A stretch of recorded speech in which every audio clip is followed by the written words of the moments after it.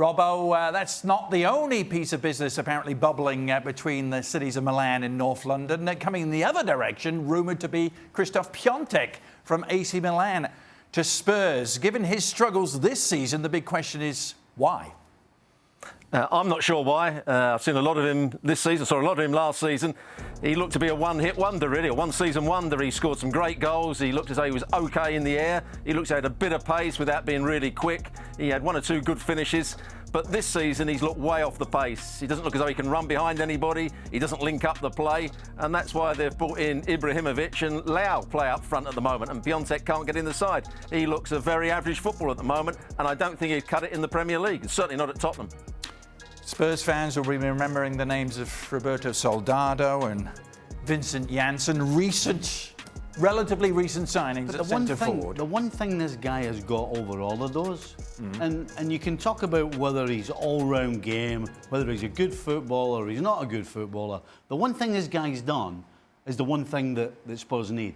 He's gone into a side, his last two sides, and scored incredible amount of goals in a short space of time. Now, Spurs only need somebody till Kane comes back. So why would you not take the opportunity and take the chance? You're not going to have to spend a fortune on him because all the things that Robbo said about him not being a particularly good footballer. So, I think Milan just want rid of him. So why wouldn't you go and take a chance on somebody like him? Would it be a loan, this one? Well, because it would make sense to me as a loan. Yeah. 30 million euros has been talked about. That's what AC Milan would want. But well, if Tottenham are in the... Look, Tottenham want to do something, as Stevie said, that's pretty much short-term. So that's not spending too much cash or getting a loan and getting somebody in who's a natural in that position that can maybe light a fire for 6 months and then play second fiddle to Harry Kane when Harry Kane's back.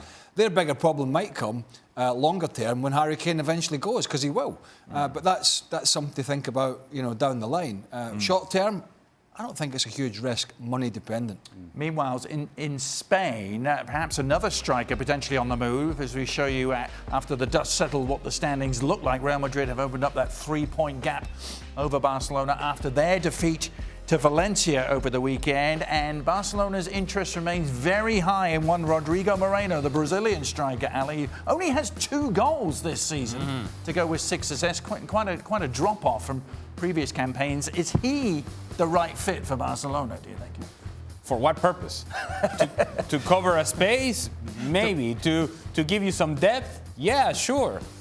But this is a guy that at his best with Valencia, he needs space. He needs areas that he can run into. And when you play at Barcelona, you're not going to have that space because most teams are going to drop off and they're going to be in lines of 4 and there is no space in behind. And so you have to be able to be a guy who combines in tight areas. And so that's part of the reason that you see Antoine Griezmann, even though he's starting in a central position, he starts drifting out wide because he's looking naturally for space. He's looking for areas in which he can get the ball.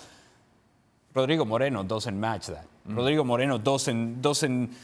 He's not a guy that will look to combine and quick darting runs. No. He's a guy that likes to run, that likes to get in behind. That it's more about athleticism. With Barcelona, you need to bring technical ability. You need to bring an ability to read quick spaces and get in spaces underneath and get in between the lines and play off of Lionel Messi. He's not the answer for anything long term. Who's coming up with this? Who's coming up? He's a runner.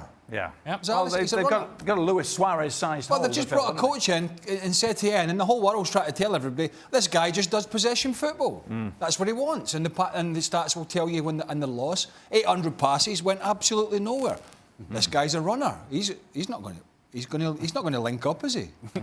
I don't see it. Who's come up with this? Well, someone upstairs in the Barcelona. The usual numpties upstairs. Well, those upstairs have quite a say in what happens over the next few days. The last few days of the January transfer window upon us. You can follow it all on our website, ESPNFC.com.